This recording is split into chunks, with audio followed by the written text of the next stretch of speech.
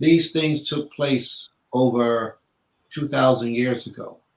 This lesson that Jeremiah was speaking, the prophecy that he was bringing forward. But the prophecy still lies true today. Our people, are still in the same condition, the same predicament that we have been in many years ago. There's so many of us who try to strive to walk toward a righteousness, but then the moment that our own pleasures get in the way or something seems to not go the way we want to go, we forget our righteousness and we take on to whatever spirit is guiding us. But it's not that Holy Spirit.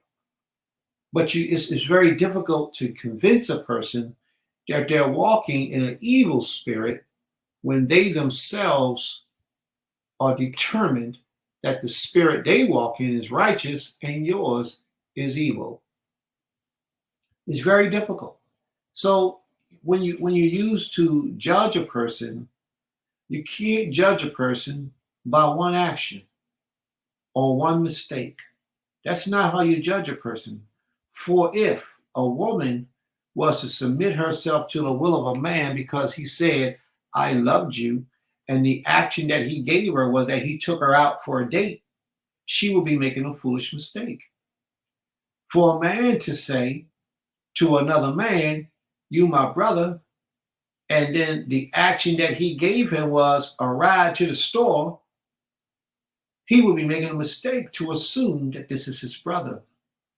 You can't judge a person by one action, rather it's positive or negative. Now let's look at the negative or the reverse effects of this. If somebody says to you, or if somebody says to you that this person robbed me, how did they rob you? I left him in my house and they stole off of my table. Quite naturally, what we want to do is we want to label that individual as a thief based off of the story that we got from this individual. We don't even really question. It's just our nature in many of us not to even question the character of the person presenting the story. Because everybody presents themselves as the victim. This brother said, or this person said, this brother stole from him out of his house. And us being the person on the other side hearing the complaint, oh man, he stole from you? That's a crime. What did he steal? How did he steal it?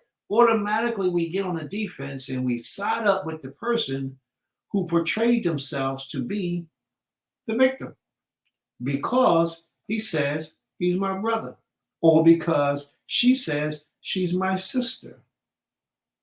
So a lot of the integrity and the honor that they walk in, none of that matters when we hear the crime of someone else. So now we see that other individual. Automatically in our mind, that person is guilty. That person is a thief. He's not a law keeper. He doesn't obey the Creator. He doesn't fear the Creator. He's been a fraud for so long. And all because we sided up with an individual without getting the full side or both sides, and then taking it to the Creator to make a determination. You can't judge a person off of one action.